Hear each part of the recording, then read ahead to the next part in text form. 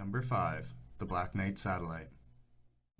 The Black Knight satellite was suspected to first be intercepted by Nikola Tesla in 1899 after he had built a high-voltage radio device in Colorado Springs. Since the 1930s, astronomers worldwide have been reporting strange radio signals allegedly from the Black Knight. A ham radio operator decoded a series of signals from the satellite and decoded it as a star chart centered in the Epsilon Beta star system 13,000 years ago. On August 23, 1954, the Technology Magazine and Aviation Weekly released a story about the Black Knight that angered the Pentagon, who were trying to keep the satellite's information secret. Many photos and radio signals have been discovered, but nobody truly knows what the Black Knight is or why it's here orbiting our Earth.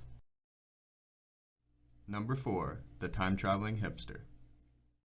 A photograph from the 1941 reopening of the South Fork Bridge in British Columbia allegedly caught a time traveler, known as the TimeTraveling Hipster.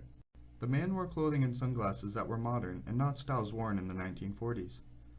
The man is wearing a silkscreen t-shirt, and the thing is, silkscreen wasn't even used in the 1940s. He is also wearing a modern cardigan and holding a camera much more advanced than cameras people had at that time. No other photos have surfaced of the time traveler at the bridge, but many questions still remain, like who was he? Why was he at the reopening that day? And if he indeed was a time traveler, then where did he come from? And did he change our history that day? Number 3. The Phoenix Lights. The Phoenix Lights was a UFO sighting that occurred in Phoenix, Arizona and Sonora, Mexico on March 13, 1997. There were two distinct formations the lights made. A triangular formation was seen hovering above Arizona, and the second formation was a straight line seen in Mexico. The U.S. Air Force claims the lights were just a case of misidentification, and that the lights seen were just flares set off by A-10 Warthog aircrafts that were on training exercises, but the public generally does not believe their claims. The governor at the time ridiculed the idea of such aliens, but years later, he called the lights he saw otherworldly, after admitting he saw similar UFOs. Many people who were there to spectate the Phoenix Lights don't believe the story the U.S. Air Force released in the paper the next day, and believe it was a visit from extraterrestrials.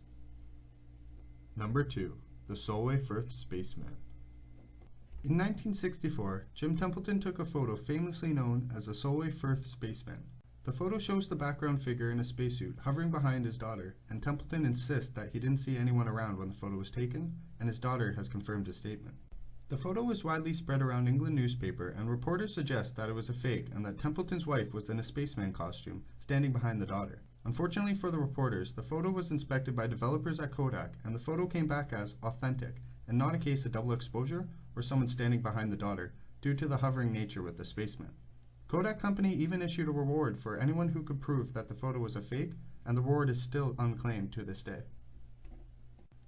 Number 1. The Spectre of Newbie Church. The Spectre of Newbie Church, or also known as the Newbie Monk, is a photo taken in Yorkshire, England by Reverend K.F. Lord in 1963. Many believe that the image on the right resembles a 16th century monk with a white shroud over his face, possibly to mask leprosy or any other medical disfigurement. The photo has been inspected by photographic experts, and they came back to the conclusion that the image isn't a case of double exposure, and that they say in relation to the nearest furniture, the figure would measure 9 feet tall. Either the monk was extremely tall, or he could have been hovering around the church, guarding it for eternity. What's up guys, that was my first episode on this channel. I'll be trying to upload a new video every Friday. If you liked the video, then smash that like button, and if you have any comments or ideas for a future episode, leave them in the comments below and I'll be sure to check them out.